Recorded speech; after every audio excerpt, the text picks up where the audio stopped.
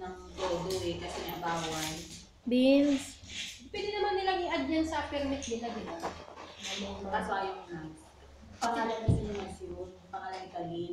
Yung ang gusto talaga ni Mas Kylie. siya, kasi may kuhanan na sila ni Mike. Ang kaso sabi ko, ang mali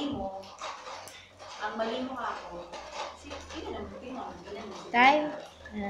Sabi ko sa kanya. Kasi kung yun pala yung plan ni Mike, tapos inanan mo. Sa-join nila doon sa edit. Eh, papa cute. Ano lang? Parang si tita lang yung papatauhin niya. Actually, Suswelduhan, gano'n? oo, actually, hindi naman niya talaga sinabihan si tita. Si Aiza ang sinabihan niya. Ito si Chef si Aiza. Ako ano na si sabi ni Mads, nasira na. Pero ang pinilit niya pa rin talagang kuha yung pangalan kay Bishop. Doon daw nagpapos sa kanya si tita, tapos si Aiza. Kasi nga, ang dami Beans. plano. Ito beans yan. Tapos Bishop yung nakuha ng pangalan.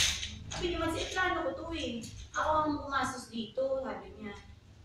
Tapos, yung sa renta siya. Tapos yung mga gamit niya, sa kanya lahat.